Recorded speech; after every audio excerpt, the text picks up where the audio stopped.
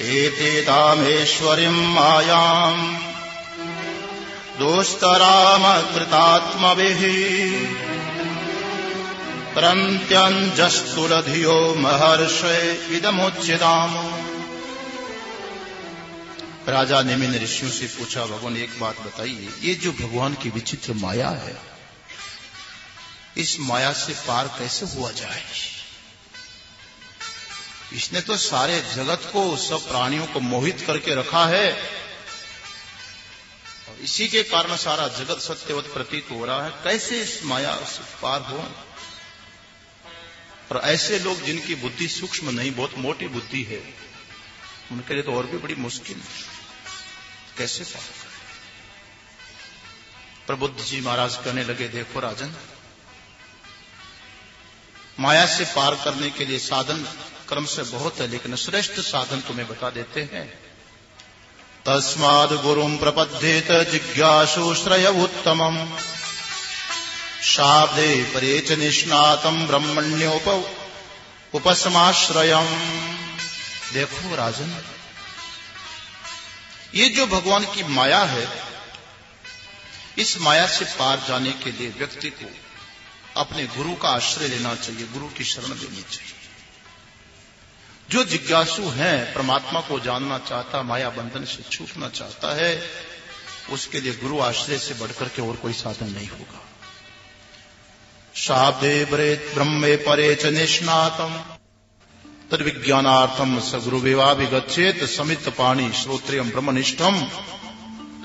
श्रोत्रिय श्रुति वेत्ता, वेद वेत्ता, ब्रह्म भाव में स्थित, जिनकी निष्ठा परमात्मा तत्व में ही है, स्थिति परमात्मा में जिनकी है, ऐसे गुरु उनका सानिध्य प्राप्त करें, वही माया के बंधन से अमोघ ज्ञान देकर के छुड़ा सकते हैं। राजन महाराज, कृपा करके ये बताइए कि जो व्यक्ति गुरु की शरण में जाता है, गुरु कैसे साधन में लगाएंगे, उनको क्या करवाते हैं? ये चिंता गुरु जी की। जो साधक जिस कोटि जिस श्रेणी का होता है, उसके लिए गुरु वैसा ही उपदेश करेंगे। अगर कर्म का पात्र है तो कर्म का उपदेश देंगे, भक्ति उपासना का पात्र है, योग का पात्र है तो वो ज्ञान देंगे, साधना में आगे बढ़ा के चित्त शुद्धि करेंगे। और यदि जिसके मात्र आवरण दोष रह गया है, बाकी सब चित्त के कलुष समाप्त हो चुके हैं, तो तत्व ज्ञान देकर के महावाक्य उपदेश देकर मुक्त करा देंगे। इसलिए शिष्य की जो अधिकारिता है, उसका निर्णय गुरु करेंगे, व्यक्ति अपने आप नहीं कर सकता है। बड़ा सुंदर संक्षिप्त विश्लेषण करने के बाद राजा पूछने लगे, भगवान कृपा करके आप ये बताइए कि जो व्यक्ति इस प्रकार से कुछ नहीं कर सकता है साधना, उसके लिए और भी कोई सुगम साधन है? बोले सबसे सुगम साधन तो यही होगा कि वो सत्संग करे। सत्संग से बढ़कर के कोई सुगम साधन नहीं है। सत्संग में गुरु भी मिल जाते हैं, अपनी जहां निष्ठा स्थिति बनती है वो भी उसको मालूम पड़ जाता है। इसलिए साधक को सत्संग अवश्य करते रहना चाहिए। नारद जी महाराज ने वसुदेव जी को उपदेश दिया। उसके बाद नारद जी जब वहां से विदा होकर के चले गए, इधर द्वारकापुरी में भगवान श्री कृष्ण के पास ब्रह्मा जी अन्य सब देवताओं को लेकर के आए और प्रभु से प्रार्थना करने लगे, भगवान आपका अवतार जिस प्रयोजन से हुआ है वो तो आपने कर दिया, परित्राणाय साधु नाम विनाशाय च दुष्कृताम धर्म संस्थापनार्थाय। भगवान श्री कृष्ण कहने लगे, हाँ ब्रह्मा जी मेरा कार्य हो गया, थोड़ा सा काम बाकी वो निपटा के आता हूं। भगवान का भी काम बाकी था, जैसे आप लोगों का होता ना, बस सब काम हो गया, थोड़ा निपटा दूं फिर तो मैं। कभी महात्मा कहते रहे, भाई बहुत कुछ कर लिया संसार के लिए, अब अपने लिए भी कुछ करो, आओ हरिद्वार, आओ ऋषिकेश के लाश आश्रम में सत्संग स्वाध्याय करो। बस महाराज जी थोड़ा 1 साल का काम है, निपटा लूं फिर तो आपके चरणों में आकर के बैठूंगा।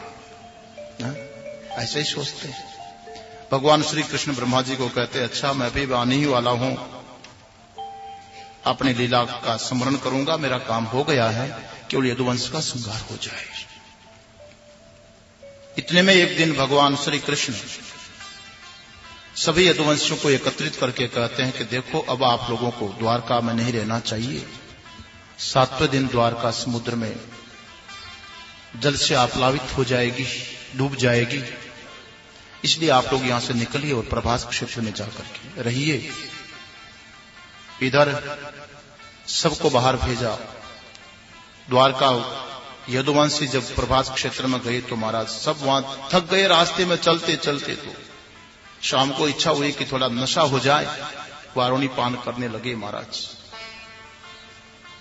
वारुणी पान किया तो नशा चढ़ गया।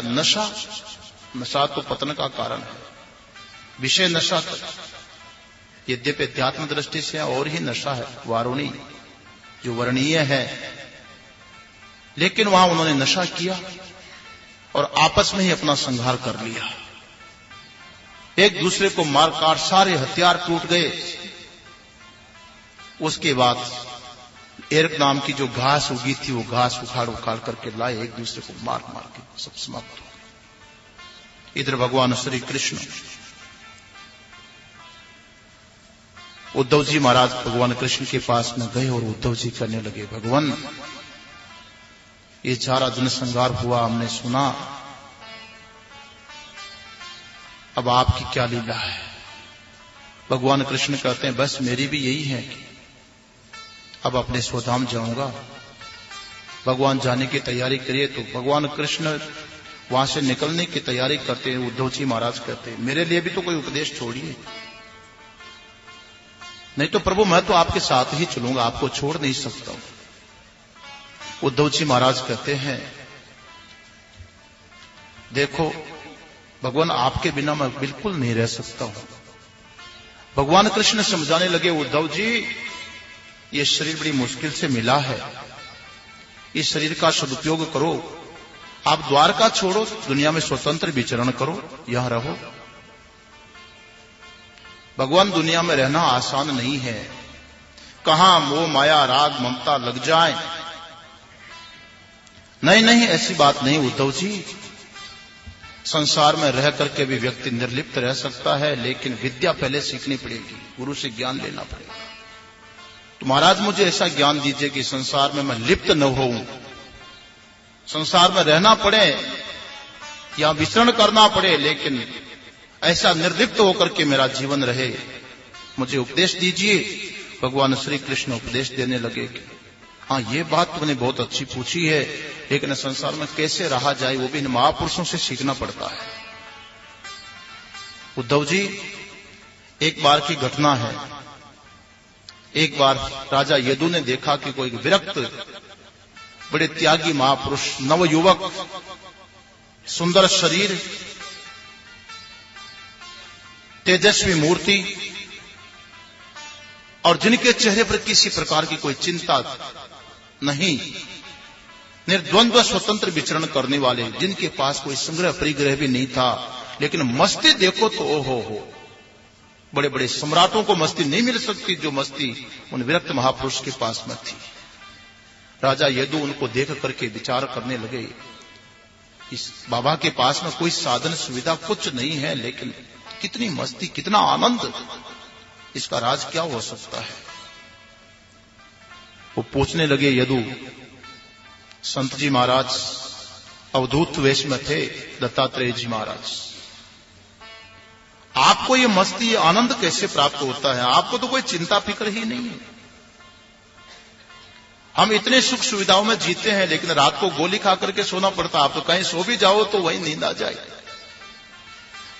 दत्तात्रेय जी महाराज कहते हैं, राजन ये मस्ती ऐसे नहीं मिल जाती है, तो परंपरा से गुरुजनों से मिलती है, लेनी पड़ती है। आपने किन गुरुजी से लिया, हमको भी दिला दो ना। बोले मेरे तो कोई एक गुरुजी नहीं है, मेरे तो गुरु बहुत है। क्या बताऊं राजन, मेरे बहुत सारे गुरु हैं। संति में गुरुवो राजन बहु बुद्ध्योपाश्रिता, ये तो बुद्धिमुपादाय मुक्तो टामी हृतान श्रेणु। मैं तो स्वतंत्र विचरण करते हुए इन गुरुजनों से शिक्षा ग्रहण करता हूं। जहां जहां मुझे गुण दिखाई पड़ता मैं गुरुजनों से शिक्षा ले लेता हूं। राजन, अब तक मैं 24 गुरु बना चुका हूं, शिक्षा ले चुका हूं। पृथ्वीम वायुराकाशम आपो अग्नि चंद्रमा रवि कपोतो जगर सिंधु पतंगो मधुकृत गज मधुहा हरिणो मीन पिंगला कुररोर्भक कुमारी शरकृत सर्प उर्ण नाभि सुपेश कृत एते में गुरुवो राजन चतुर्विंशति आश्रित। ये मेरे 24 गुरु है राजन। पृथ्वी, वायु, आकाश, जल, अग्नि, चंद्रमा, सूर्य, कबूतर, अजगर, सिंधु, पतिंगा, मधुक बनाने वाला मधुकर, गज, बहुत सारे 24 मेरे गुरु हैं। महाराज, नाम गिनाने से तो मुझे कुछ समझ में नहीं आ रहा, कुछ क्या लिया इनसे वो बताइए, क्या क्या मिलता है। राजन, मैंने तो बहुत कुछ लिया है, 24 गुरुओं से बड़ी विद्या ली है। मैंने पृथ्वी को अपना गुरु बनाया है। पृथ्वी से राजन मैंने धैर्य की शिक्षा प्राप्त की है। जो कुछ भी उत्पात हो रहे हैं दुनिया में, सब के सब इस पृथ्वी के ऊपर हो रहे हैं, लेकिन धन्य हो पृथ्वी मां जो सबको चुपचाप सहन करती रहती है। ये सहनशीलता का जो गुण है, परिस्थितियों में भी सहनशीलता बनी रहे। परिस्थिति नहीं आवे तो कैसे पता चलेगा कि सहनशीलता है, क्षमाशीलता है। लेकिन हमारे प्रति कोई गलत व्यवहार भी करे, परंतु फिर भी यदि हम उसको क्षमा कर दें, कोई नहीं, इसकी जैसी मर्जी है, हम अपनी जगह हैं। किसी ने अपशब्द बोल दिया, चलो इसका शब्द इसके पास रहे, हमको क्या लेना देना, उसको क्षमा कर दे। ये गुण सीखा है पृथ्वी के द्वारा। संत है ना, जाते हैं तो वाह वाह करने वाले भी मिलते हैं महाराज, व्यंग्य बाण फेंकने वाले भी बहुत मिलते हैं, ऐसी बात नहीं है। सब जगह प्रेमपुरी का यह मंच नहीं मिलता है, भागवत का सब बातें सुनाने वाले भी मिल जाते हैं, लेकिन सहन करना पड़ता। साधु का जीवन यही तो साधुता है। मैंने पृथ्वी से सीखा है, दत्तात्रेय जी महाराज कहते हैं, मैंने क्षमाशीलता सीखा। राजन,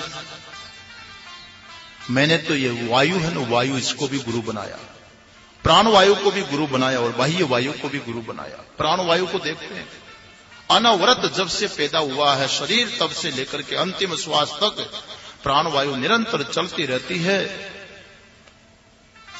कहीं विश्राम नहीं। वो प्राण वायु जैसे निरंतर चलती है, साधक को भी अपने साधन पथ पर निरंतर प्रयत्नशील रहना चाहिए, साधना में कभी प्रमाद नहीं करना चाहिए। मैंने तो बाह्य वायु को भी अपना गुरु बनाया राजन।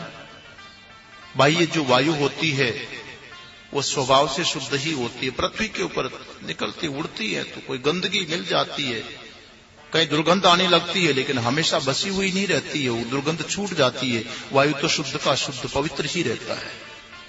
वायु सबसे अधिक पवित्र करता। हवा नहीं लगेगी तो बदबू आने लगती है, और जहां हवा चल जाए तो वो शुद्ध कर देता। बल्कि वायु एक जगह नहीं रहता, और जो संपर्क में आता है उसको शुद्ध बना देता है। कपड़ा बदबू मारा, जरा सा हवा में सुखा दो ना, बदबू समाप्त हो जाएगी। वायु का काम है बहते रहना और पवित्र करते रहना।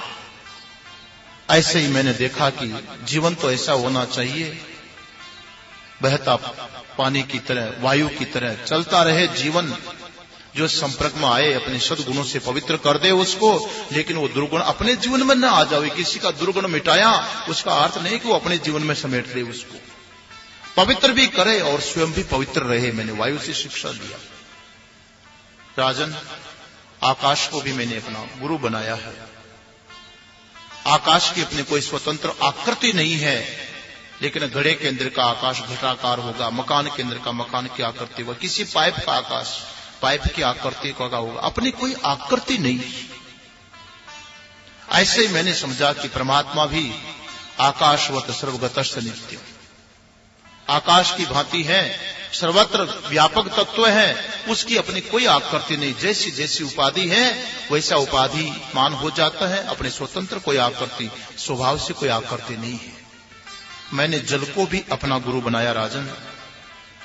मैंने जल से शिक्षा ग्रहण की है। जल स्वभाव से स्निग्ध होता है, मधुर होता है, स्वच्छ होता है, पवित्र होता है।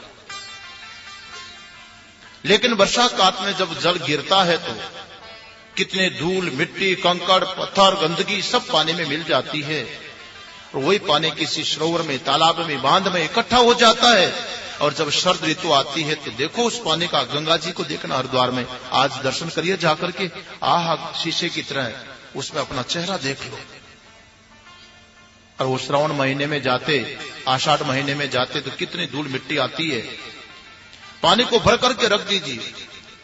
यात्री जाते हैं गंगा जल बाल्टी में भर के रख देते हैं, बड़ी मिट्टी थी, दूसरे दिन तो देखा ऊपर से एकदम स्वच्छ पानी, मिट्टी सब नीचे जम गई। पानी का स्वभाव है निर्मलता, स्वच्छता, पवित्रता, स्निग्धता।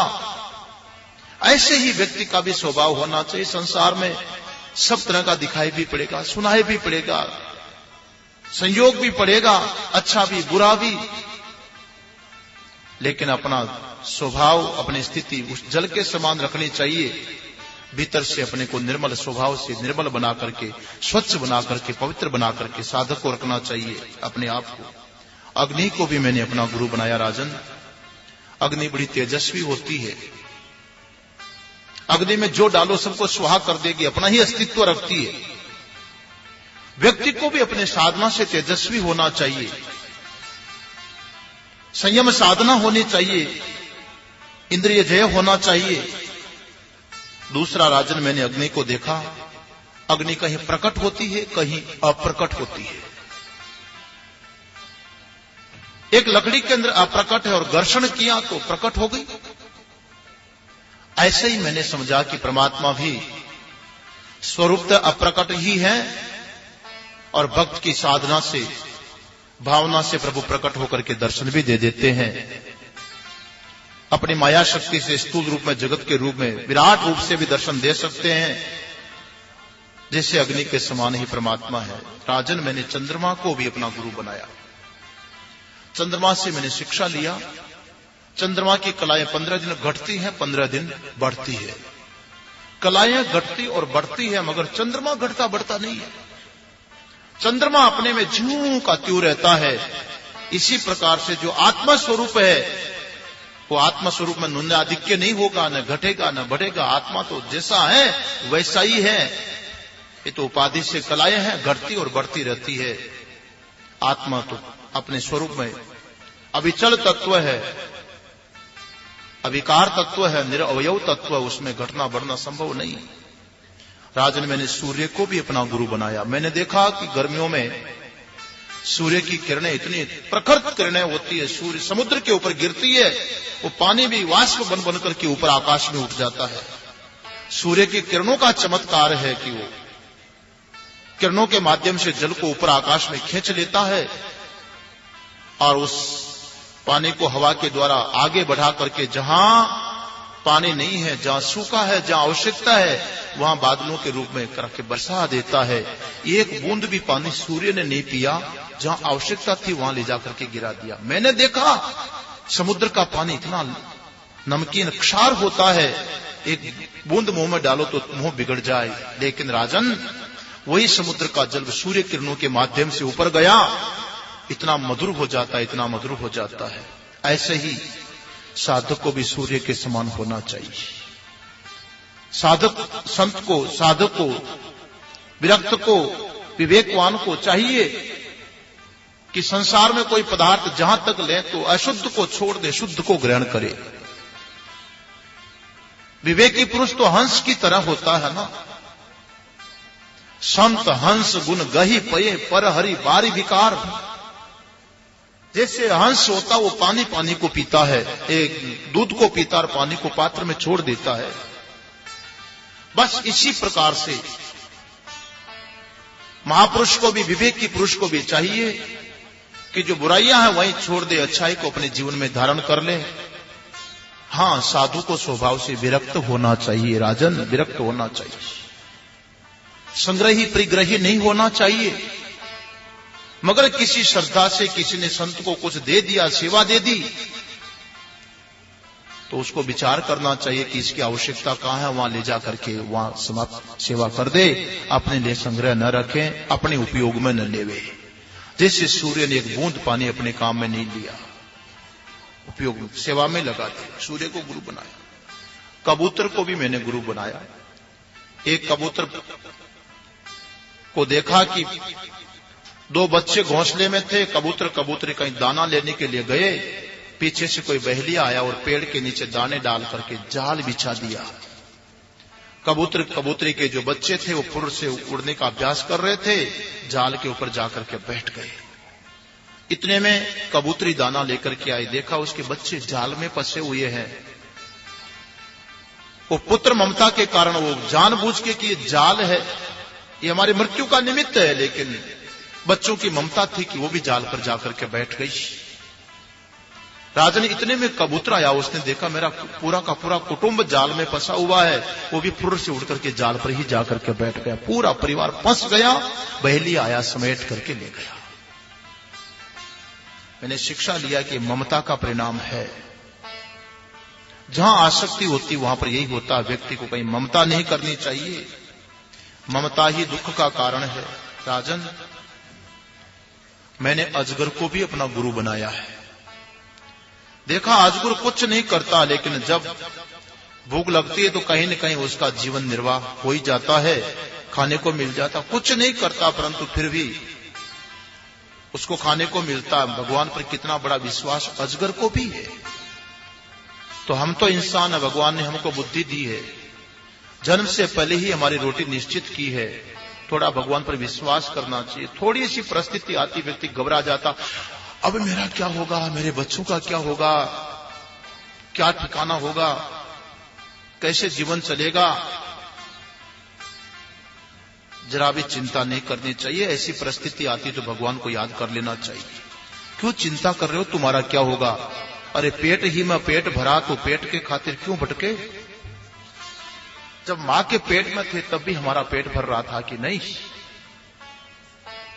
एक संत ने बड़े अच्छे शब्दों में कहा, फेरी न फिरता मांग नहीं खाता, निर्भय भया पद लीना, अजगर इधर उधर ने डोले, चून हरि वाको दीना। अजगर एक जगह बैठा है लेकिन वो भी भूखा नहीं सो रहा, उसको भी खाने को ईश्वर दे रहा है। तो भगवान हमारी चिंता नहीं करेगा? अहेतुक चिंता करने वाला, हम तो भक्त भगवान के इतना विश्वास करते हैं, हमारा तो भगवान सुहृद है, सारी चिंता फिक्र तो वो करता है। अनन्या चिंतयन्तो माम ये जना पर्युपास्ते तेषाम नित्याभियुक्ता नाम योगक्षेमम वहाम्यम। ठेका ले रखा भगवान ने, विश्वास करना चाहिए भगवान पर। राजन, मैंने समुद्र को भी अपना गुरु बनाया है।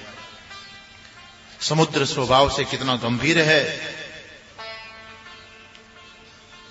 बरसात काल में कितना कचरा गंदगी आकर के समुद्र में मिल जाता है।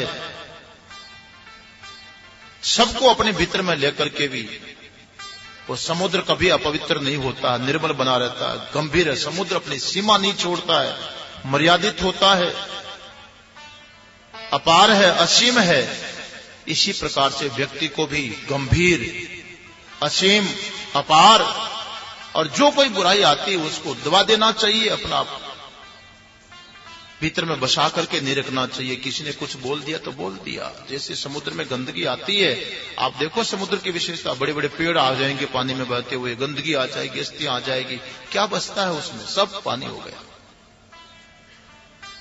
केवल समुद्र ही समुद्र है। वैसे व्यक्ति को जो भी कुछ आ रहा है उसको महत्व नहीं देना चाहिए। अपने तप की, योग की, साधना की, विवेक की शक्ति इतना होना चाहिए कि बुराई आई और वहीं गल जाए लेकिन आपको प्रभावित न कर सके। इतना व्यक्ति को सावधान रहना चाहिए। कोई बुरा दृश्य हमारे सामने न आए, कोई गलत शब्द हमको न बोले, ये नहीं हो सकता कभी भी। ये दुनिया में तो गुण और दोष दोनों ही है,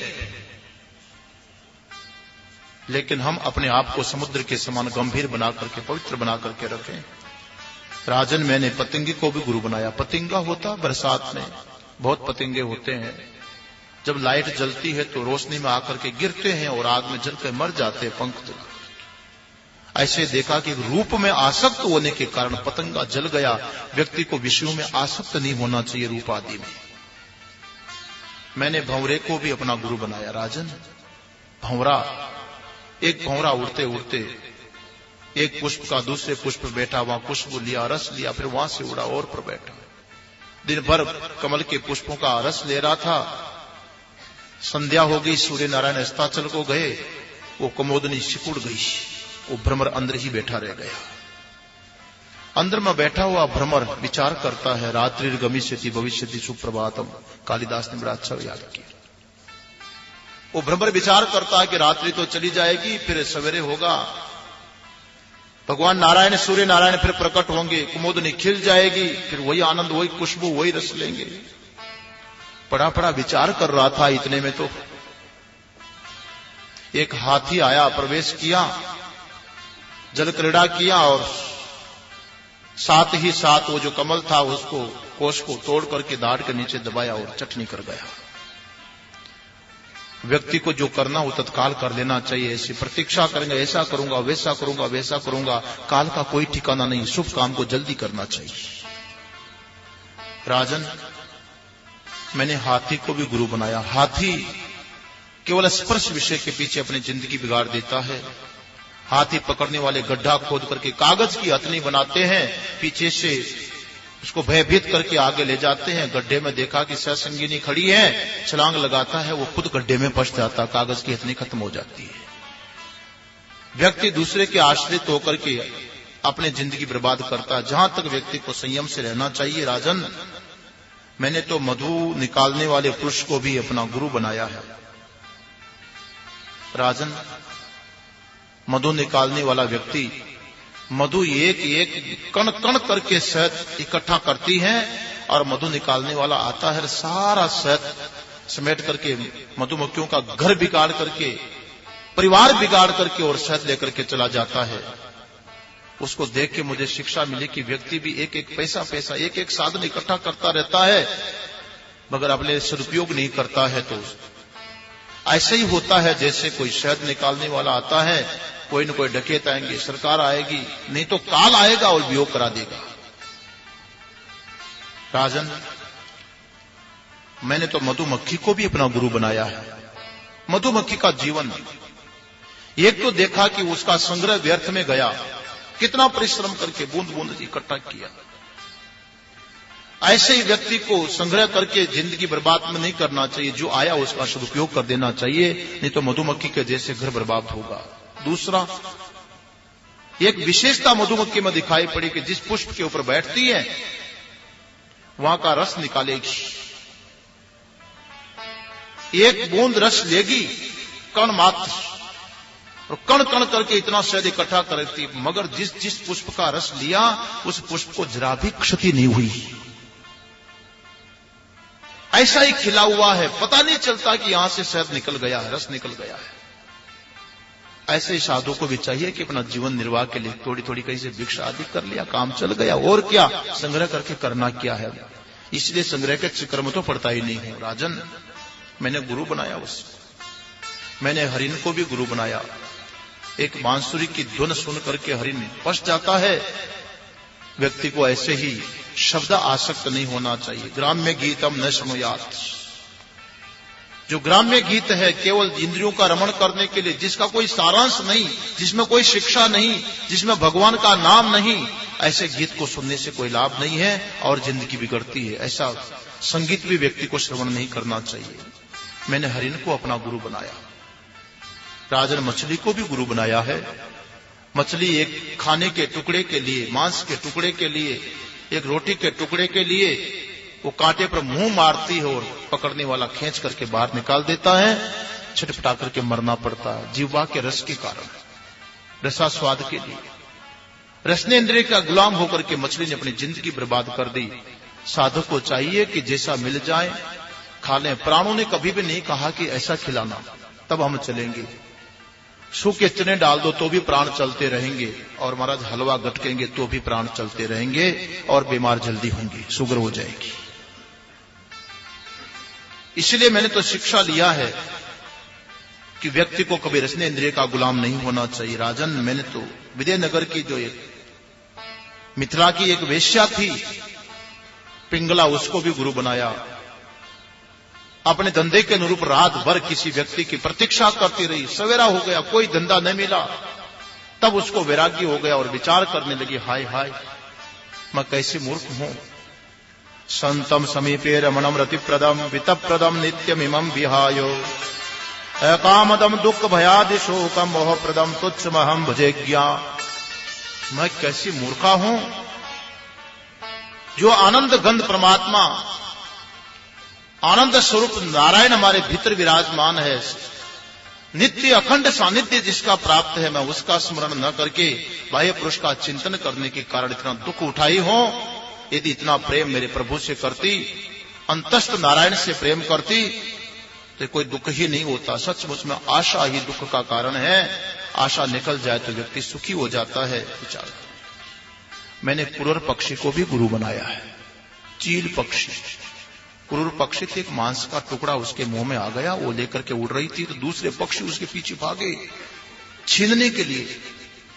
वो चील जहां जाकर के बैठती, अन्य पक्षी झोंक ऊपर जाते उसके ऊपर, फिर भागी वहां से उठा करके, फिर आगे गई, पक्षी पीछे भागे। हैरान हो गई। अंत में चील पक्षी ने अपने मुंह से मांस का टुकड़ा गिरा दिया। बस मांस का टुकड़ा गिराया तो पीछे भागने वाले सारे पक्षी भी हट गए और आराम से जाकर के चील पक्षी बैठ गया। दत्तात्रेय जी कहते, मेरे भी बात समझ में आ गई, जब तक पास में कुछ होगा नहीं तो दुनिया महाराज आराम से नहीं बैठने देगी,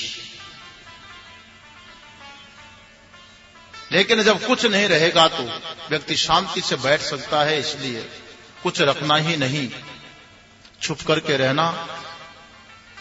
मैंने राजन बालक को भी गुरु बनाया। बालक में जैसे राग और द्वेष नहीं होता है, इसी प्रकार व्यक्ति को भी अपना स्वभाव निर्मल रखना चाहिए। एक कुमारी कन्या को भी मैंने गुरु बनाया। कुमारी कन्या थी, परिवार के सभी लोग कहीं बाहर गए हुए थे और उसी कन्या का संबंध करने के लिए, बच्ची देखने के लिए कोई व्यक्ति बाहर से आए। देखा आज घर में अतिथि आए हैं और उसी कन्या को देखने के लिए आए। विचार करते इनको भोजन तो करावें। अंदर जाकर के देखती तो चावल साफ नहीं है। वही मुसल की बात आपको सुना रहा था। वो मुसल हाथ में लिया और औंखले में डाल करके धान कूटने लगी छिलका उतारने के लिए। तो हाथ में वो चूड़ी बंगड़ी पहन रखी थी, तो ऐसे मारे तो छन छन छन आवाज आए। उसको बड़ी लज्जा संकोच हुआ। मेहमान बाहर बैठे हुए हैं, अतिथि क्या सोचेंगे, इतना भी अनाज साफ करके नहीं रखते हैं ये लोग। आवाज जाना ठीक नहीं है। उसने एक एक बंगड़ी उतार दी, फिर कूटने लगी, फिर भी आवाज, फिर भी आवाज, उतारती गई, फिर भी आवाज। आखिर एक एक चूड़ी हाथ में रह गई, फिर कूटने लगी तो कोई आवाज नहीं हुई। दत्तात्रेय जी कहते, उसी दिन से मुझे समझ में आ गई कि दो महात्मा भी इकट्ठा रहेगा तो भी खटखट होगी, शांति से नहीं रह सकते। देखा हरिद्वार में महाराज श्री जी दो महात्मा को एक कमरा दे दिया। लड़ते लड़ते आए महाराज जी के पास। क्यों लड़ते हो महात्माओं? महाराज क्या ये महात्मा मानता नहीं, 24 घंटे पंखा चलाता है। दूसरा महात्मा कहता है, महाराज जी मुझे नींद नहीं आती, मच्छर काटते हैं। वो कहता, महाराज जी मुझे तो जुकाम हो रहा है। ये कहता है कि पंखा नहीं चलाना, ये कहता पंखा चलाना, और कुछ नहीं। तो वही झगड़ा, सुविधाओं को लेकर के ही झगड़ा। कोई भी अपनी जरा सी सुविधा का त्याग करने को तैयार नहीं है। दो भी रहेंगे तो खटखट तो होगी होगी, अकेला रहना ठीक है। मैंने शिक्षा लिया राजन, मैंने तो एक बाण बनाने वाले को भी अपना गुरु बनाया है। बाण बनाने वाला, एक राजा की सवारी निकल गई और धनुष बाण वाला बाण तीर उसके नोक घिस रहा था। राजा की सवारी निकल गई, उसको कोई सुध नहीं। व्यक्ति आकर के पूछता राहगीर कि यहां सवारी निकली? उसने कहा मुझे मालूम नहीं, मैं तो दंग रह गया। बैंड बाजों के साथ इतना शोरगुल हो रहा था और इसको मालूम भी नहीं पड़ा। कितनी एकाग्रता थी। मुझे शिक्षा मिली कि जब व्यक्ति एक तीर बाण बनाने में भी इतना एकाग्र हो सकता है, तो साधक को भी अपने साधना में, भजन में, ध्यानावस्था में इतना एकाग्र होना चाहिए कि बाहर का कुछ भी चिंतन न करे।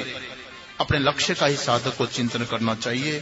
मैंने सांप को भी गुरु बनाया। सांप कभी अपना घर नहीं बनाता है, बने बनाए में जाकर के रहता है। दत्तात्रेय जी कहते कहीं बरसात अब पानी कुछ सर्दी होती है तो बने बनाए आश्रम होते हैं, मंदिर होते हैं, गुफाएं होती, जाकर के रह जाते हैं। काहे को संग्रह करना, वहां का ईंट पत्थर उठा करके वहां डाल देंगे तो क्या मिल जाएगा, जिंदगी भर इधर उधर करते रहे। इससे तो अच्छा है कि बने बनाए में रह जाए, अपने साधना करें। मैंने मकड़ी को भी गुरु बनाया। मकड़ी अपने मुंह से तार निकालती है, उसी के ऊपर विहरण करती, जब इच्छा होती है उसको निगल भी जाती है, तार को तंतु निकालती। ऐसे ही मुझे समझ में आया कि नारायण अपनी ही माया शक्ति से लीला करते हैं, वही माया शक्ति से जगत को उत्पन्न करते हैं, लीला कर रहे हैं, अपने में समेट लेते हैं। ये तो सारा इस परमात्मा में अध्यारोप ही है जो उसमें दिखाई पड़ता, बाकी तो आदि और अंत में तो परमात्मा ही शक्ति है। मैंने मकड़ी से अपनी शिक्षा ली राजन। मैंने भृंगी कीट को भी अपना गुरु बनाया। भृंगी कीट, बिलनी जिसको बोलते, कहीं देखा होगा मकानों में कच्ची जगह पर छोटे छोटे मिट्टी के घर बनाती है। दत्तात्रेय जी कहते मैंने देखा कि एक भमरी ने मिट्टी का घर बनाया और कोई एक लठ को पकड़ करके लाई, तृणजुलों का जिसको बोलते, ऐसे चलती लठ, उसको पकड़ा और ला करके मिट्टी के घर में बंद कर दिया। ऊपर से वो भाव भाव भाव की आवाज करती रही। वो लठ जो बंद हो गई थी, उस भ्रमरी की आवाज सुनकर के वो चिंतन करती रही, हाँ ये आवाज वाली ने मुझे बंद किया है, जिसकी आवाज है उसने मुझे कैद कर दिया है। बार बार उसका चिंतन करते करते उस लठ को भी पर आ गए, पंख निकला है, मिट्टी के घर को तोड़ के फुर से वो उड़ गई।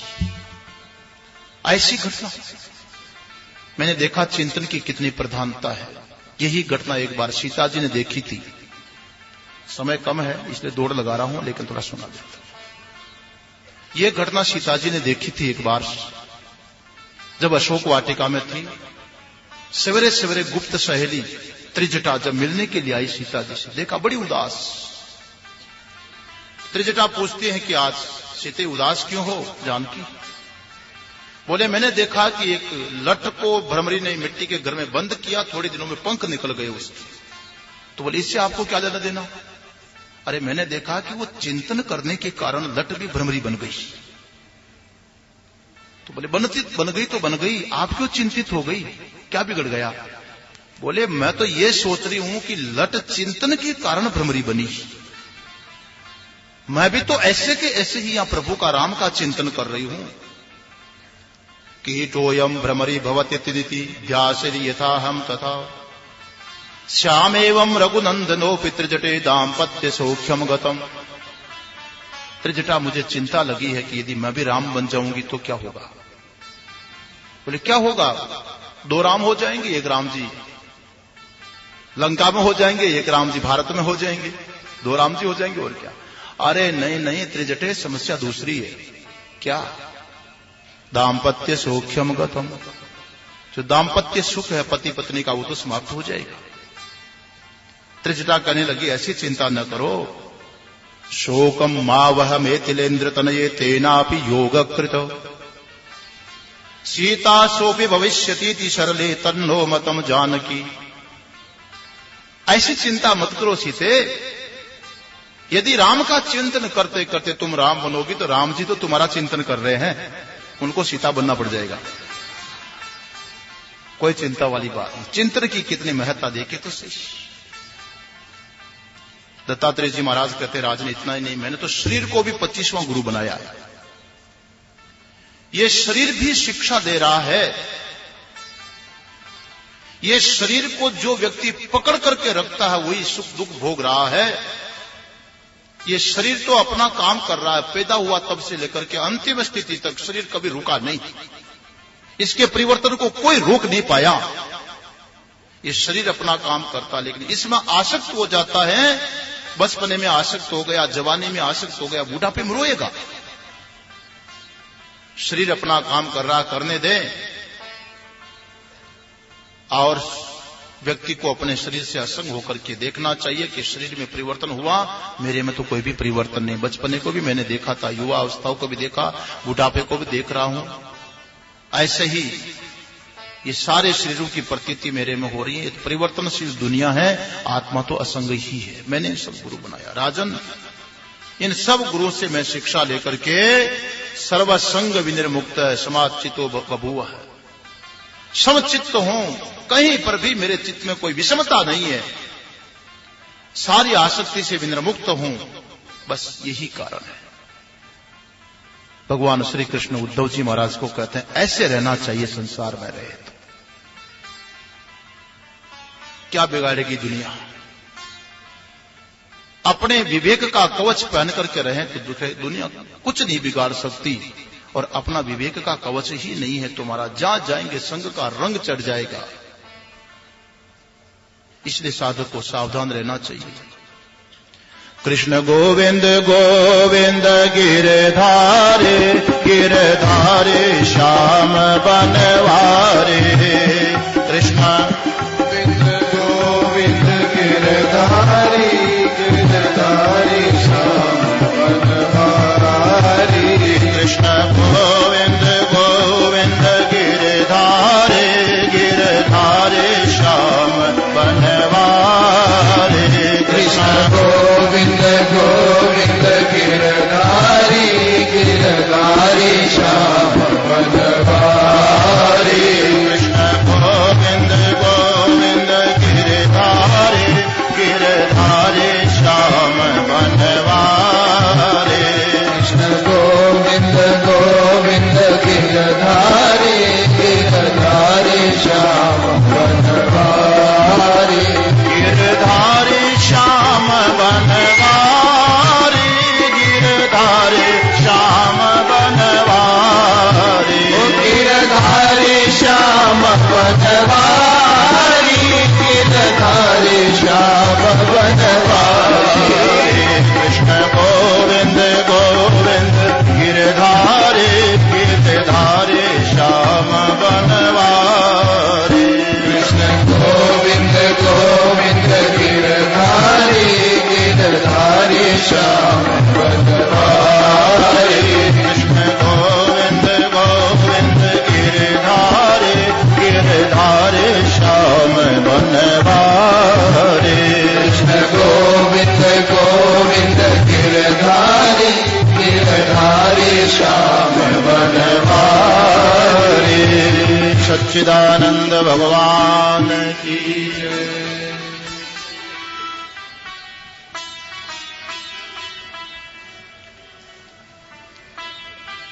भगवान श्री कृष्ण ने उद्धव जी महाराज को उपदेश दिया और भगवान कृष्ण को महाराज श्री जी का 2 मिनट हम लोग आशीर्वचन ले लेंगे, फिर अभी समापन करेंगे। थोड़ा सा प्रसंग आज 15-20 मिनट लेट हो जाए तो कोई फर्क नहीं पड़ेगा ना, पड़ भी जाएगा तो मुझे तो नहीं पड़ेगा। तो आप नाराज हो जाओगे, ये करोगे तो कल नहीं आओगे, मत आना होगा।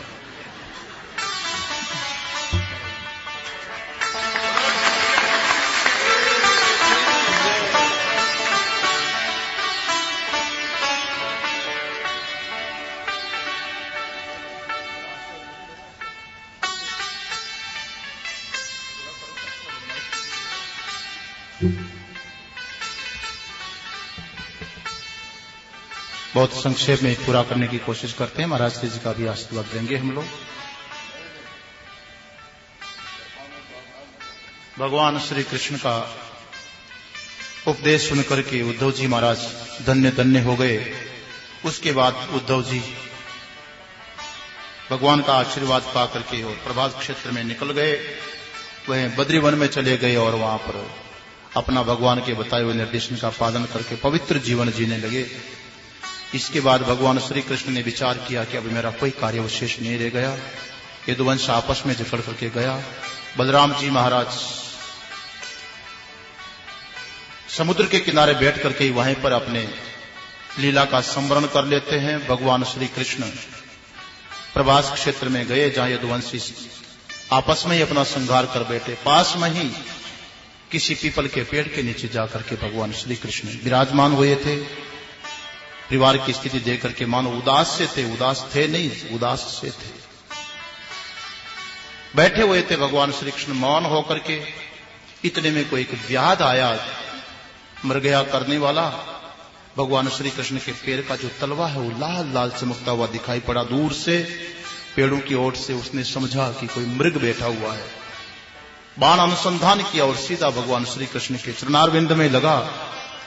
दौड़ करके आया कि शायद मेरा काम बन गया, लेकिन आकर के देखा तो महा अनर्थ हो गया उसके लिए। मृग समझा था भगवान श्री कृष्ण के पैर में विषैला बाण।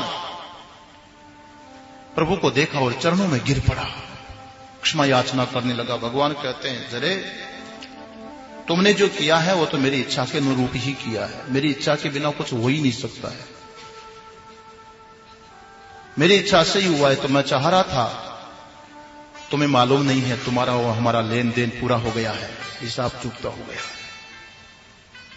जब मैं रामावतार लेकर के आया था तो तुम बाली था और मैं छुप करके तुम्हें बाण मारा था। आज तो जरा बनकर के आया, मैं कृष्ण बनकर के आया। उस समय का हिसाब पूरा हो गया है तो क्षम्य है। भगवान देखते देखते अपने लीला का स्मरण कर गए। सशरीर अपने स्वरूप में लीला का विलय किया। भगवान श्री कृष्ण लीला का स्मरण किया तो कलयुग आधम का। शौनक जी महाराज कहते हैं, सूत जी महाराज जब कलयुग आ गया तो वो तो संपूर्ण अनर्थों का हेतु था। सूत जी कहते हैं, हां कलयुग में अनर्थ तो बहुत होते हैं। तो इस अनर्थ कलयुग को परीक्षित ने क्यों रहने दिया था? ये कलयुग को भगवान ने पहले ही समाप्त करते। भगवान के संकल्प के बिना तो कलयुग भी तो नहीं आ सकता है। ना कलयुग में एक बहुत बड़ी विशेषता है सोनक जी। यद्यपि बुराइयां तो है, कलेर दोष निदे राजन अस्ति हे को महान गुण कीर्तनादेव कृष्ण से मुक्त संग परम ब्रजेत। कलयुग में बुराइयां बहुत है। झूठ, कपट, छल, पाखंड, चोरी, अन्याय, दुराचार, पापाचार, जिधर देखो सब बुराइयां दिखाई पड़ती हैं। मगर इन बुराइयों के बीच में बहुत अच्छी अच्छाई भी है। देखो शौनक जी, इतनी अच्छाई इसके अंदर विद्यमान है। जैसे गुलाब का पुष्प संपूर्ण पुष्पों का राजा माना जाता है, गुलाब पुष्प। लेकिन मालूम है ये पुष्प खिलता कहां है? जिस पौधे के ऊपर गुलाब खिलती है वो देखो नीचे से लेकर के पूरा तना, टहनी, उपटहनी, पत्ते पत्ते तक कांटे कांटे कांटे होते हैं। मगर उन कांटों के बीच में जब गुलाब खिलता तो देखो क्या उसका सौंदर्य, क्या उसकी खुशबू, क्या उसकी मोहकता, क्या उसका हल्कापन। इसी प्रकार से कलयुग में बुराइयां तो बहुत है, लेकिन गुलाब के पुष्प की भांति ये नारायण का जो नाम है, भगवान का जो नाम है, इतने मात्र से साधक का उद्धार हो जाता है। ये विशेषता भी तो है। कृतयध्याय तो पुंसाम त्रेतायाम यजतो मकई द्वापरे परिचर्यायाम कलो तद्धरि कीर्तनात्। सत्ययुग में ध्यान करते थे तब आत्म साक्षात्कार होता। त्रेता में यज्ञों की प्रधानता थी, द्वापर में सेवा की प्रधानता, लेकिन कलयुग में तो भगवान के संकीर्तन मात्र।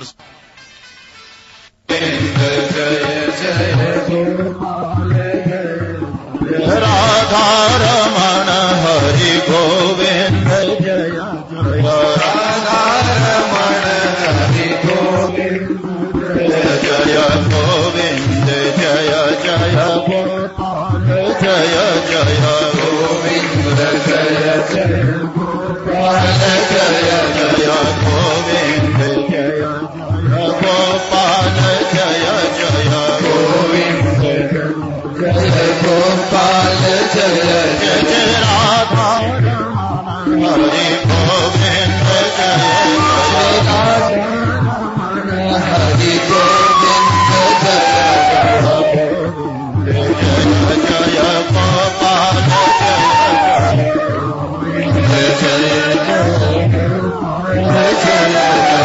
गोविंद जय जय, गोपाल जय जय, गोविंद जय गोपाल जय जय, गोपाल जय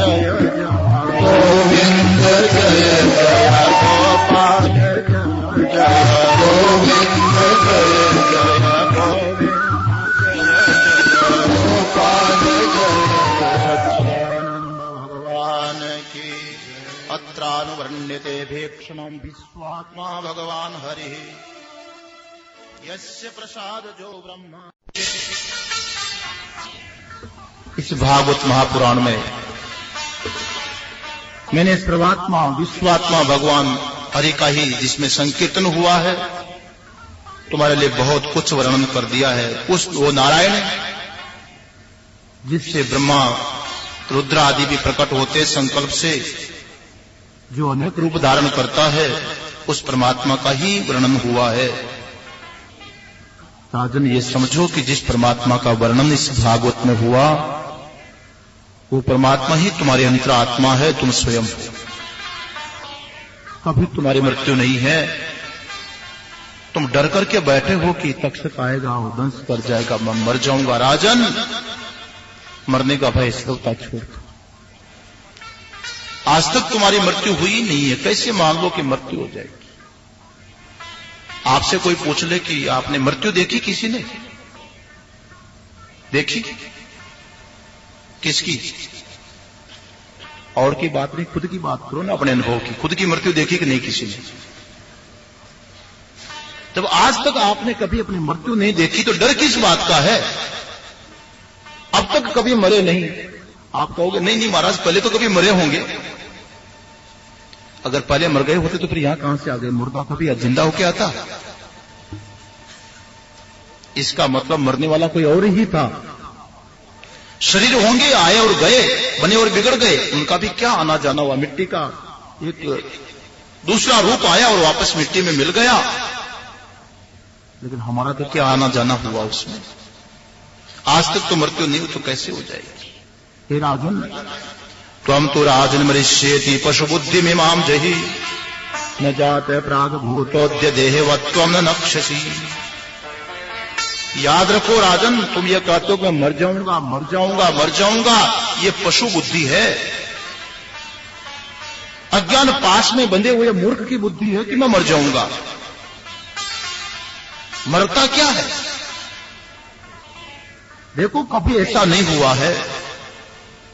न तो आज तक तुम किसी से उत्पन्न हुए हो और न आगे पुत्र पौत्र आदि के रूप में उत्पन्न होने वाले हो। ये तो जैसे आग लकड़ी में रह करके भी लकड़ी से अलग ही रहती है, ऐसे शरीर में रह करके भी आत्मा तो शरीर से अलग ही है।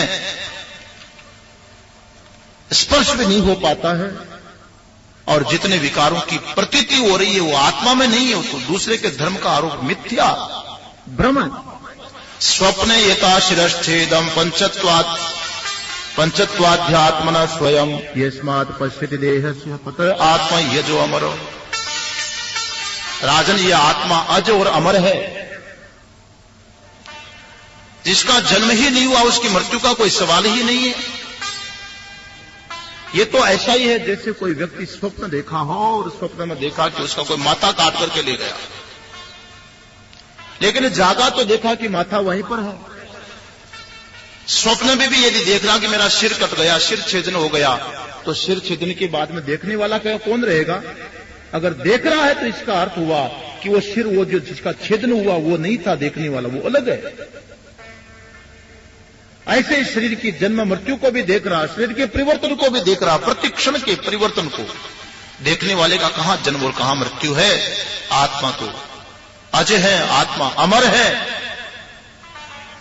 राजन घट भिन्न यथा आकाश आकाश स्याद् यथा पुरा एवं देहे मृते जीवो ब्रह्म संपद्यते पुनः। एक घड़ा बना दिया मिट्टी का तो उसके अंदर आकाश आ गया, बोलते घटा आकाश। आकाश फूट गया तो कहां गया वो आकाश? वो तो न आया था न गया, वो तो आकाश तो केवल घड़े के कारण घटा आकाश कहलाया। ऐसे उपाधि के कारण जीव कहलाया, नहीं तो ब्रह्म ही था और ब्रह्म ही है, ब्रह्म ही रहेगा। राजन एवं आत्मना आत्मानाथम आत्मनैवाव मृष प्रभो बुद्ध्यानुमान गर्भिण्या वासुदेवानुचिंतया। राजन विवेकी पुरुष को चाहिए कि अपनी बुद्धि परमात्मा के चिंतन में लगा दे और स्वयं अंतस्थ में स्थित होकर के परमात्मा का साक्षात्कार कर ले। ऐसा साधक को निरंतर अभ्यास करना चाहिए राजन। भागवत का सार आ रहा, ध्यान देना। अहम ब्रह्म परम धाम ब्रह्माहम परमं पदम एवं समीक्षन् आत्मानम आत्मन्याधाय निष्कले। देखो, इस प्रकार से निरंतर अपना अनुसंधान करना चाहिए सज्जनों। ये केवल उपदेश उस परीक्षित के लिए ही नहीं है, हम सब परीक्षित ही तो हैं, उसी को तो खोज रहे हैं जिसने गर्भावस्था में हमारी रक्षा की है। उसको पाने के लिए तो प्रेमपुरी तक पहुंचे हैं। ऐसा अभ्यास करो, ऐसा साधन करो। परीक्षित को सुखदेव जी महाराज कह रहे हैं, ऐसा चिंतन करो। अहम ब्रह्म परम धाम ब्रह्माहम परमं पदम। मैं ही सर्वाधिष्ठान पर ब्रह्म हूं, सर्वाधिष्ठान ब्रह्म तत्व मैं ही हूं, ऐसा निश्चय करना चाहिए। देखो, कल परसों से महाराज श्री जी का प्रवचन प्रारंभ होगा। इसलिए महाराज श्री जी वेदांत में महाराज श्री जी के मुखारविंद से आप जब श्रवण करोगे ना, तो महाराज जी कीर्तन भी यही बुलाते हैं कि ऐसा निश्चय हो। प्रेमपुरी में आने के बाद फिर तो परमात्मा निष्ठा नहीं आए तो यहां आने का अर्थ क्या है? शिवोहम शिवोहम सच्चिदानंदोहम शिवोहम शिवोहम सच्चिदानंदोहम शिवोहम शिवोहम सच्चिदानंदोहम शिवोहम शिवोहम सच्चिदानंदोहम शिवोहम शिवोहम सच्चिदानंदोहम सच्चिदानंदोहम शिवोहम शिवोहम सच्चिदानंदोहम शिवोहम शिवोहम सच्चिदानंदोहम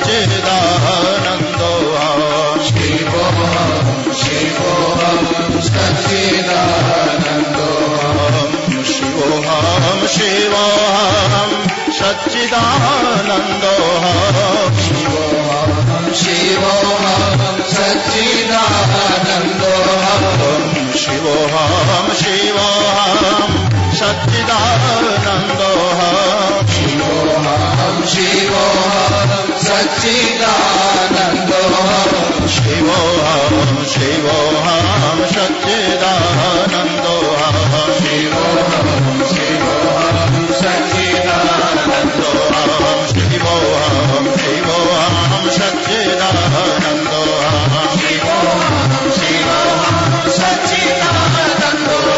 शिवोहम शिवोहम सच्चिदानंदोहम शिवोहम शिवोहम सच्चिदानंदोहम शिवोहम शिवोहम शिवानंदोहम शिवोहम शिवोहम सच्चिदानंदोहम शिवोहम शिवोहम सच्चिदानंदोहम शिवोहम शिवोहम सच्चिदानंदोहम शिवोहम शिवोहम सच्चिदानंदोहम शिवोहम शिवोहम सच्चिदानंदोहम शिवोहम शिवोहम सच्चिदानंदोहम शिवोहम शिवोहम सच्चिदानंदोहम शिवोहम शिवोहम सच्चिदानंदोहम शिवोहम शिवोहम सच्चिदानंदोहम सच्चिदानंदोहम सच्चिदानंदोहम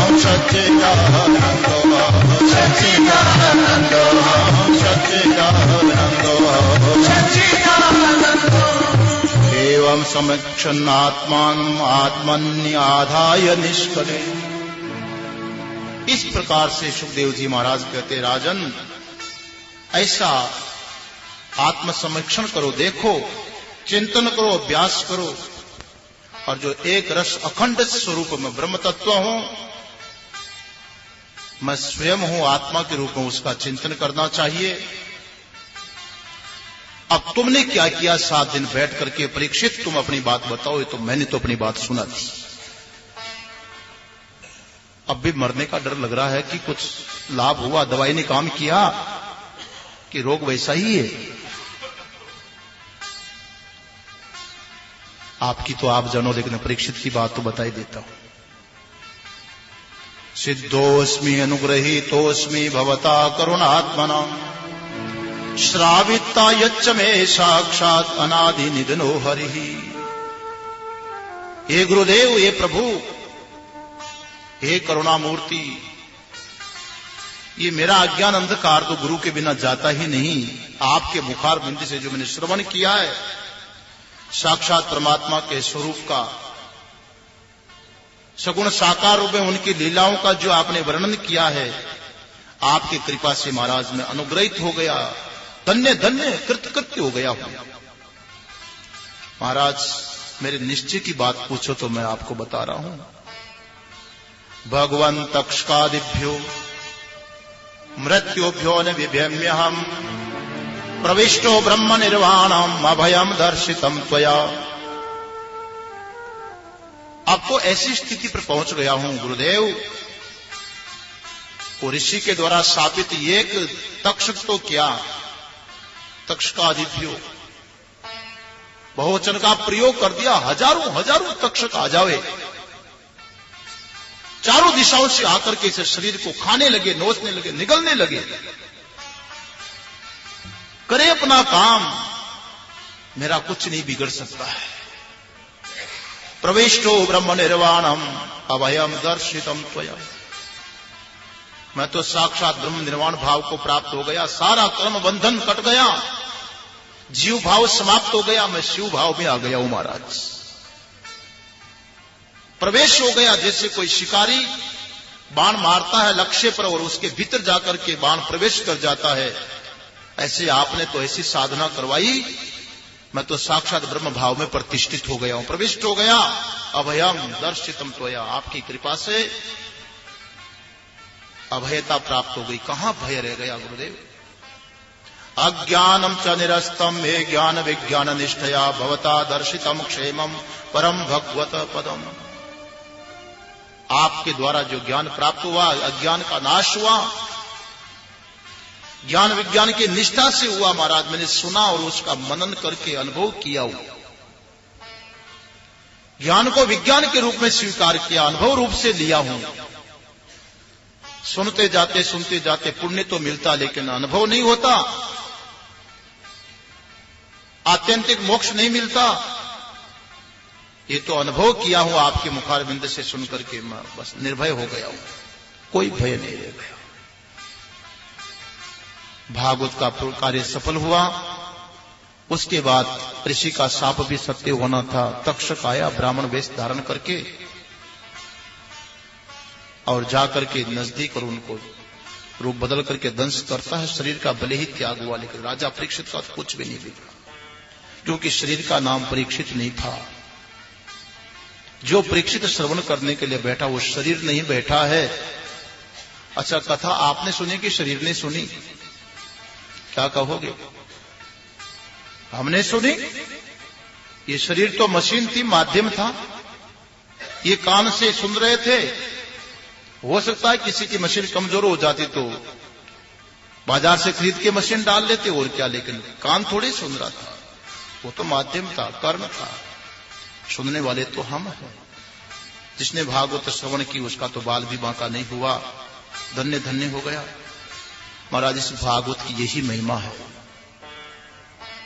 सर्व वेदांत सारम यत् ब्रह्मात्मैकत्व लक्षणम वस्त्वद्वितीयम तन्निष्ठम केवल्येक प्रयोजनम।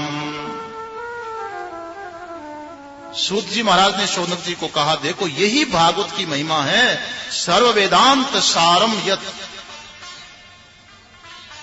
वेदांत का सार रूप भागवत। क्या है वेदांत का सार? सार वो है कि जो मिल जाए उसके बाद फिर दूसरे की इच्छा न रहे, तब तो सार मिला, पूर्णता प्राप्त हो जाए। ब्रह्मात्मैकत्व लक्षणम, यही सार है वेदों का। भागवत और भागवत का भी सार ये है कि ब्रह्म और आत्मा की एकता। जब तक अज्ञान था परमात्मा को दूर समझा, कन्हैया को दूर समझा। आज सुन के मालूम पड़ा कि कन्हैया तो आत्मा रूप से विराजमान, मैं के रूप में विराजमान। जहां ये मिथ्या अहंकार प्रकाशित हो रहा वो भी मेरे से ही हो रहा है। मिथ्या अहंकार का भी प्रकाशित मैं हूं। वो परम प्रकाशक आत्मा, जीवात्मा, परमात्मा की एकता का लक्षण। वस्तु अद्वितीयम तन्निष्ठम केवल्य प्रयोजनम। बस यही तो भागवत का प्रतिपाद्य विषय है, एकत्व का वर्णन। और उस एकत्व को समझने पर ही केवल्य मोक्ष की प्राप्ति होती है। जब तक द्वैत रहेगा भय की निवृत्ति संभव ही नहीं है। भगवती श्रुति बोलती द्वितीयाद वही भयम भवती, निश्चित रूप से दो से ही भय होता है। जहां अद्वैत है वहां किसका भय, कैसी मृत्यु, कैसा जन्म, कैसा डर। इसलिए भागवत अद्वैत भाव में प्रतिष्ठित कर रहा है। और ऐसा नहीं कि लेखक ने अपने ओर से लिख दिया हो, परंपरा को भी स्मरण किया है।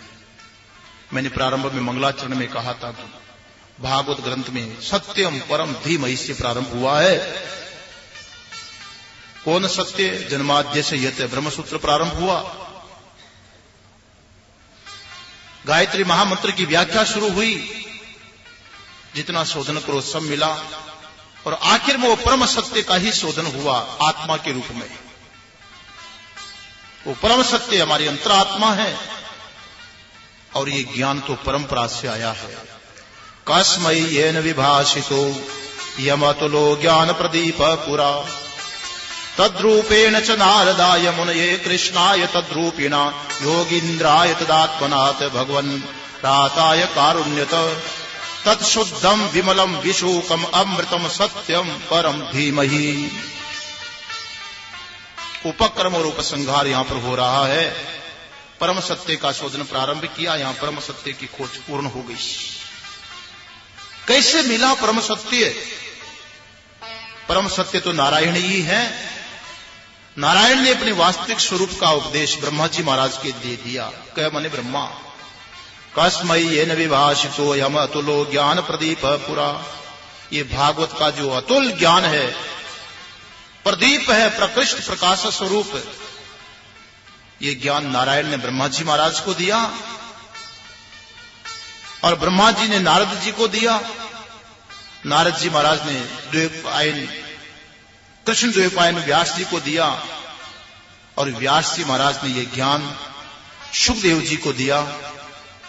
और सुखदेव जी महाराज ने ये राजा परीक्षित को ज्ञान दिया। ऐसा ज्ञान विशुद्धम विमलम शोकम अमृतम। जो विशुद्ध आत्मा है, विमल आत्मा है, विशोक आत्मा है, अमृत आत्मा है, अथवा यो ज्ञान जो शुद्ध विमल और विशोक है, जहां कोई शोक आदि नहीं है, अमृत है, वही परम सत्य है। और उसी परम सत्य का हम ध्यान करते हैं अंतरात्मा के रूप में। इस प्रकार से भागवत परम सत्य का शोधन करने वाला ऐसा वेदांत ग्रंथ है। बताना तो इसमें वेदांत, लोग कहते महाराज आप इसमें से वेदांत सुनाते हो, है ही वही, और सुनावे क्या। बस कथा कहानियों के माध्यम से, आख्यानों के माध्यम से हमारी जो बिखरी हुई वृत्तियां हैं वो जरा सिमट करके श्रवण करें, यथार्थ सत्य को समझे। ये निश्चित चाहे आप अभी करके जाओ सज्जनों, चाहे अगले साल की भागवत की प्रतीक्षा करना, और चाहे रोज रोज सुनो, ये निश्चय करना पड़ेगा कि जो सर्वांतरंत आत्मा परमात्मा जो विमल तत्व है, विशुद्ध तत्व है, विशोक अमृत तत्व है, वही परम सत्य है। और वो परम सत्य ही हमारी अंतर आत्मा मैं स्वयं हूं। ऐसा साधक को निश्चय करना चाहिए।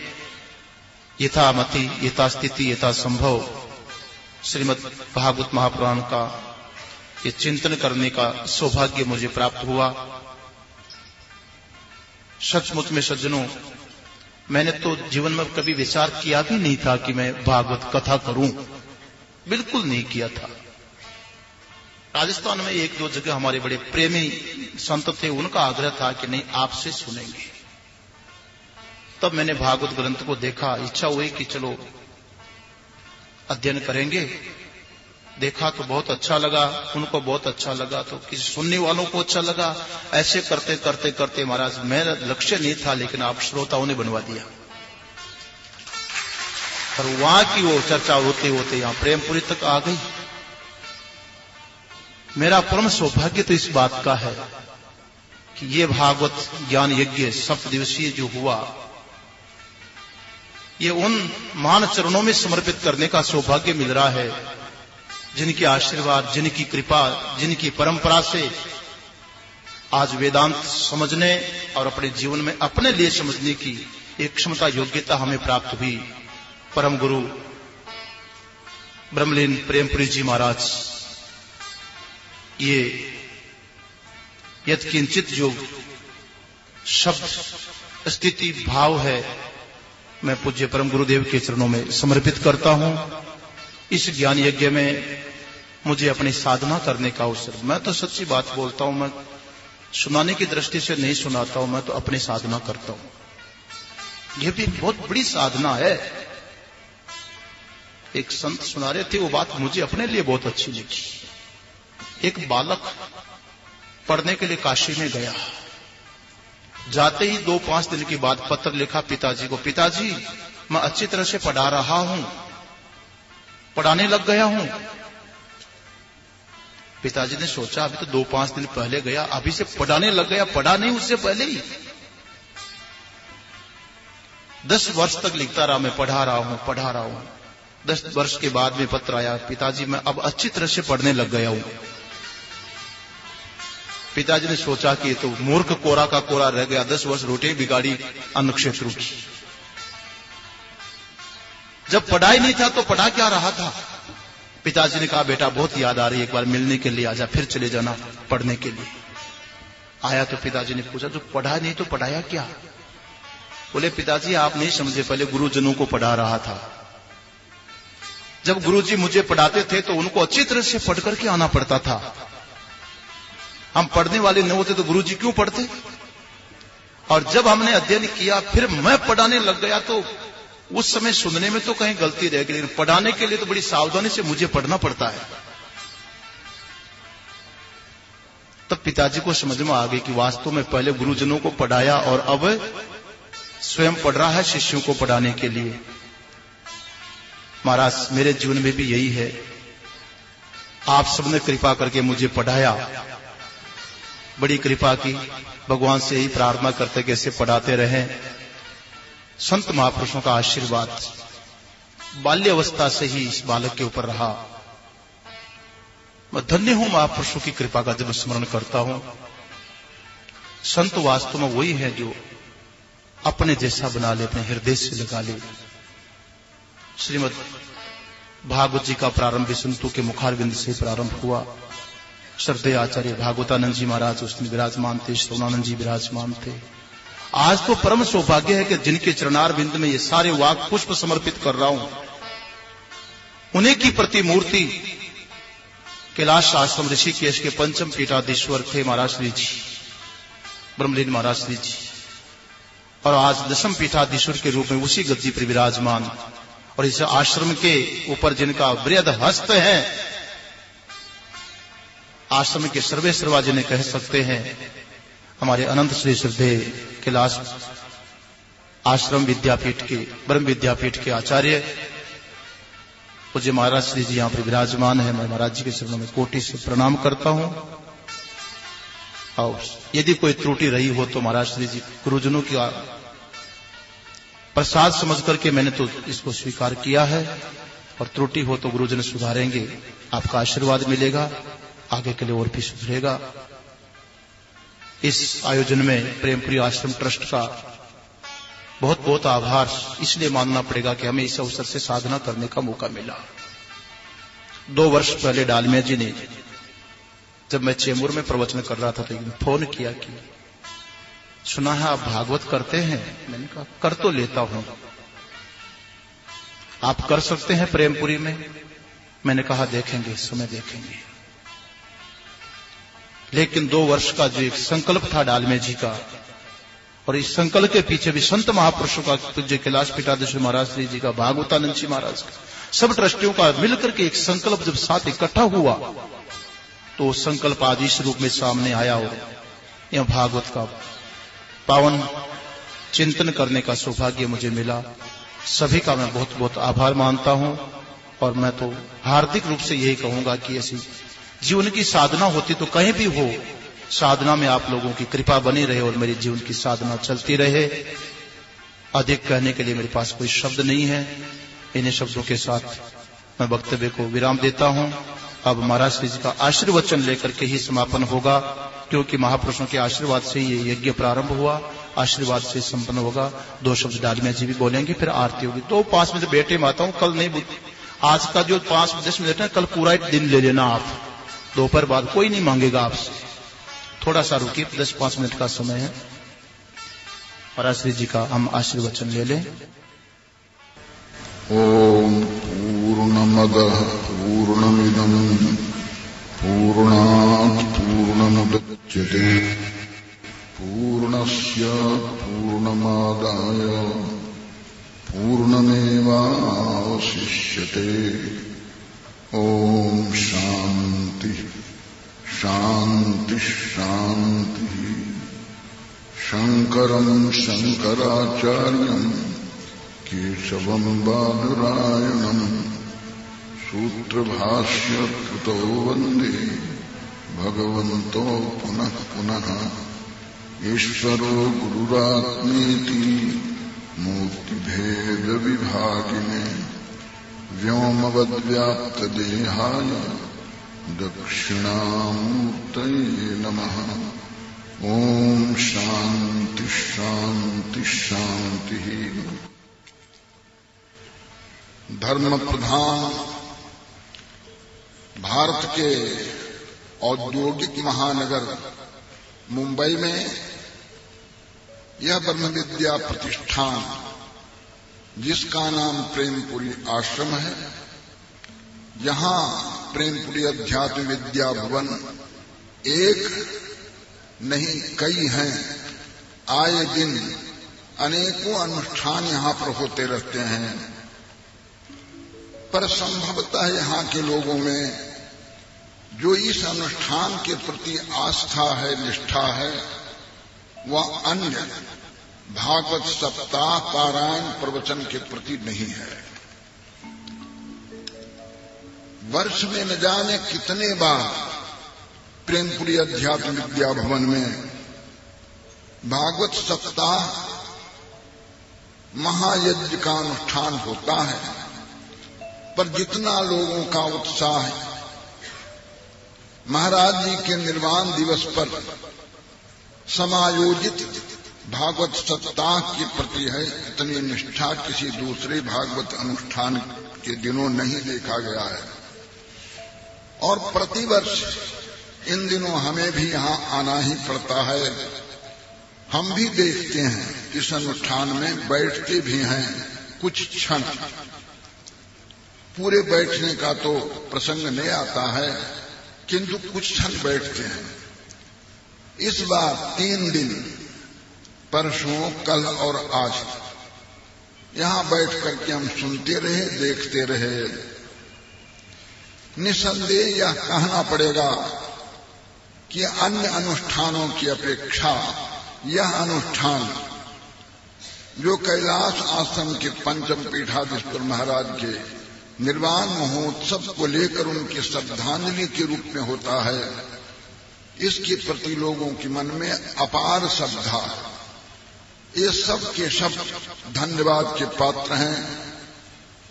श्रीमद् भागवत पीठ तो यहां नहीं थी, यह तो ब्रह्म विद्या पीठ थी, पर इसको भागवत पीठ प्रातः स्मरणीय स्वामी अखंडानंद सरस्वती जी महाराज ने बनाया।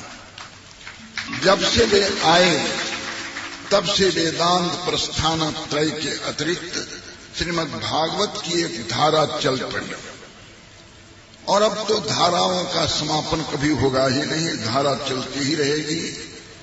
आगे वर्ष भी आप ऐसे ही उत्साह के साथ इस अनुष्ठान में भाग लेंगे, यह हमारा विश्वास नहीं, आपकी अपनी निष्ठा है। अवश्य हो सकता है कि प्रतिवर्ष प्रवक्ता बदलते रहें, किंतु श्रोता तो वे ही रहते हैं और उसी निष्ठा के साथ सुनते हैं। इस वर्ष अनुष्ठान जिस कुशलता के साथ हुआ है, इसके लिए हम किसे धन्यवाद दें। हम तो उन्हीं दोनों महापुरुषों को बार बार पुण्य स्मरण करते हैं। एक तो कैलाश आश्रम के पंचम पीठाधीश्वर अनंत श्री स्वामी प्रेमपुरी जी महाराज, और दूसरे अनंत श्री स्वामी अखंडानंद जी महाराज, इन दोनों के अनुग्रह के फल स्वरूप यह संस्थान बना है। और इस प्रकार की धारा, ज्ञान और भक्ति की धारा निरंतर चलती रहती है। संभवतः हमारा इस समय लंबा बोलना कोई अपराध और असामयिक न हो जाए, इसलिए हम भाषण देने, हमारा भाषण कुछ सुनना होगा तो कल नहीं परसों से हम आपको सुनाएंगे। दैनिक प्रवचन और स्वाध्याय के रूप में सुनाएंगे। पिछले वर्षों में भी सुनाते रहे, इस वर्ष भी सुनाएंगे। उपनिषद सुनाएंगे जिसकी व्याख्या श्रीमद् भागवत में की गई, वो मूल ग्रंथ उपनिषद है। उसका सार श्रीमद् भगवद गीता है, जिसका स्वाध्याय इन दिनों यहाँ पर चल रहा है। और उसका जो भी निर्विवाद विवेचन ब्रह्मसूत्र में मिलता है, ऐसे ग्रंथों जिसे प्रस्थानत्रय कहते हैं, इन्हीं तीनों का आश्रय लेकर के हम जब कभी भी प्रवचन करते हैं वैसे ही करेंगे। इसलिए अभी इस पूर्णाहुति में लंबा बाधक बनना ठीक नहीं है, पर हमें आज बड़ी प्रसन्नता हुई। एक बार आज के प्रवक्ता जगमोहन के नाम से प्रसिद्ध थे और इन्हें संन्यास दीक्षा देकर के हमने महामल्लेश्वर पद पर बैठाया था, तब भी इनको चादर उड़ाई थी। पहली चादर हमारी। आज भी हमें आपने विवश किया, इस बात से हम बहुत प्रसन्न हैं। और वे प्रस्थानत्रय की छाया में जो श्रीमद् भागवत प्रवचन करते हैं, यह अत्यंत शोभनीय है। सदा ऐसे ही प्रस्थानत्रय की उपासना एक करते रहें अपने जीवन में, ऐसी हमारी मांगलिक कामना है, मांगलिक इच्छा है। हरिओम तत्सत, हरिओम तत्सत।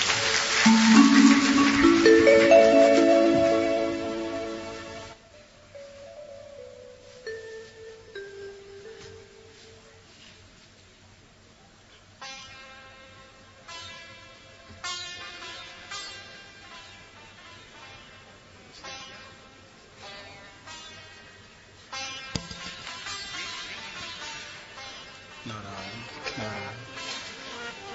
2-5 मिनट ज्यादा समय नहीं लेंगे, थोड़ी सी शांति रखिए। 7 दिन इतना तप किया है तो आप घबराइए नहीं, मैं सिर्फ 1 मिनट में ही समापन करूंगा, उसके बाद आरती होगी। जब आप इतने दिन तक इतना उत्साह के साथ बैठे रहे तो आज भी 2 मिनट में क्या फर्क। आपका 7 दिन का तप है, देखिए उसका पूर्ण लाभ तभी होगा जब आरती दर्शन करके ही जाएंगे। 2-5 मिनट में आरती हो रही है, ज्यादा समय नहीं लेंगे। परम पूज्य व्यासपीठाधीश महामंडलेश्वर स्वामी श्री जगदीशपुरी जी महाराज, आपके चरणों में साष्टांग दंडवत प्रणाम।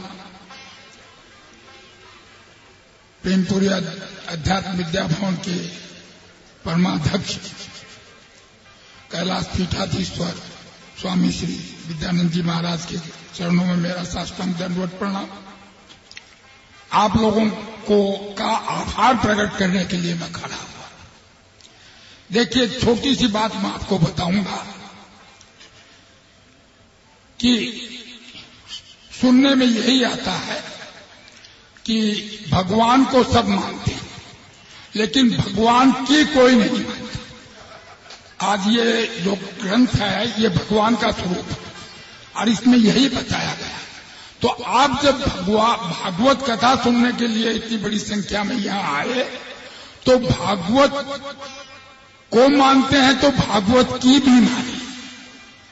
भागवत की माने का मतलब ये है कि इस भागवत को अपने हृदय में धारण करिए।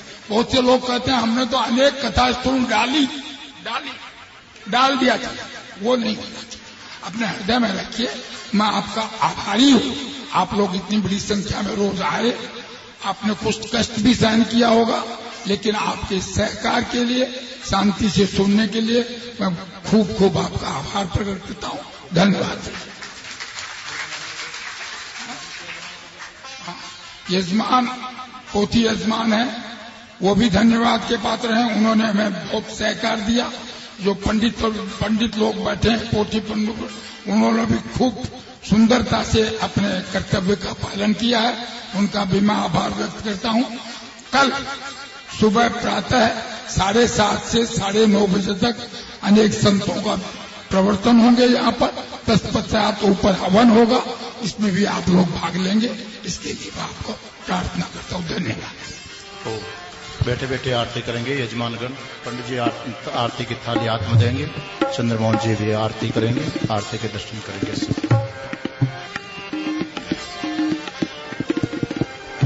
पूर्ति से दीजिए।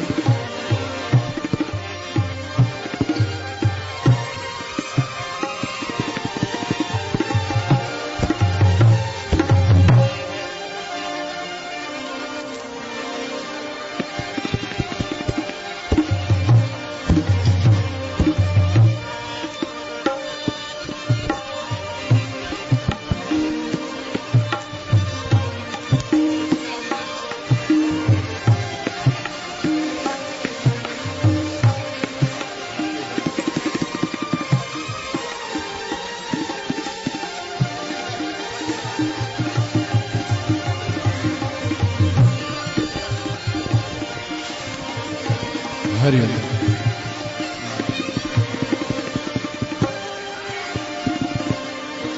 हाँ, शुरू करिए आरती।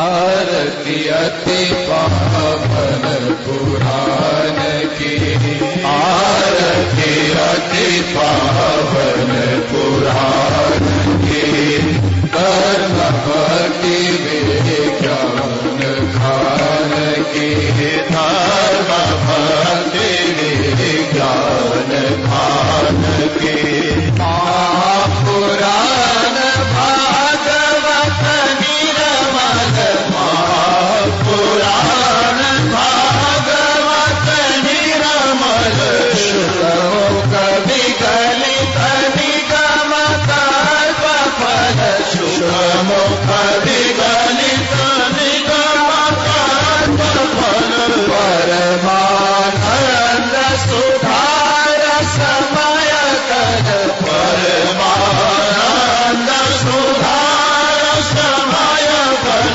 लीला रति रस रस निधान की, लीला रति रस रस निधान की, आरती अति पावन पुराण की, आरती अति पावन पुराण की, कलिमल मथनि कृताप निवारिणि, कलिमल मथनि कृताप निवासिनि, जन्म मृत्युमय भव भयहारिणि, जन्म मृत्युमय भव भयहारिणि, सेवत सतत सकल सुखदारिणि, सेवत सतत सकल सुखदारिणि, सुमहोषधि हरि चरित